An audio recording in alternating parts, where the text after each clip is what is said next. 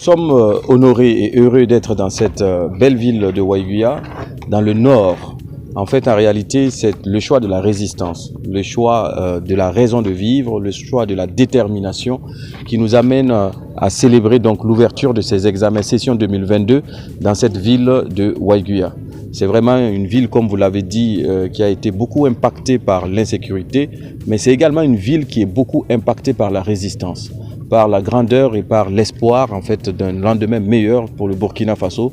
Et il était de bon ton pour nous en tout cas de venir ouvrir cette session 2022 dans cette ville-là, manifester notre solidarité, manifester notre détermination et dire qu'au nom du Burkina Faso, la résistance est en marche. C'est l'occasion pour moi de remercier les forces de défense et de sécurité, de remercier l'ensemble des acteurs qui ont tout mis en œuvre pour garantir une forme de sécurité.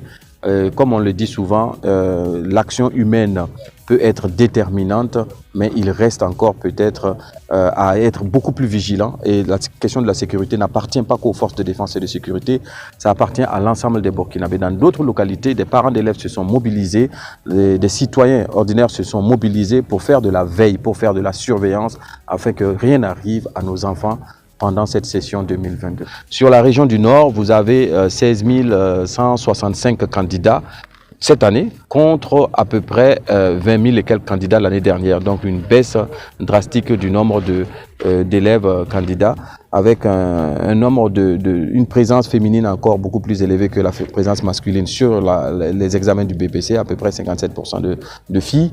Et donc c'est pour dire que la région vraiment est fortement marquée. On a une déperdition d'élèves par endroit du fait de l'insécurité, mais vous voyez que le nombre quand même montre une résistance en tout cas et un désir absolu des élèves de prendre part à ces examens-là.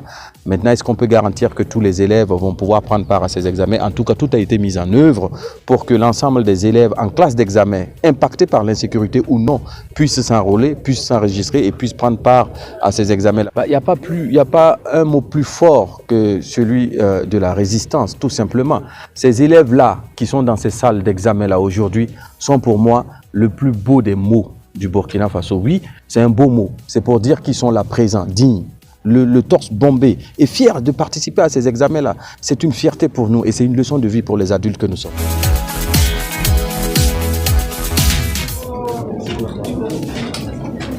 C'est mieux de trouver par la vie. Ce n'est pas tout près de bon.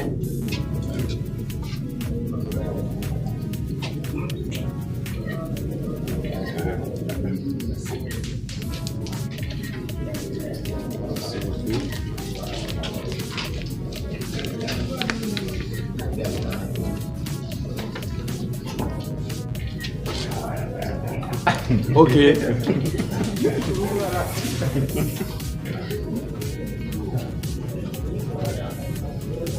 Donc c'est une dictée, extrait donc du livre d'un Burkinabé du nom de Daouda Dera et le titre Un rêve brisé, édition Céprodif, Ouagadougou 2017, la page 21.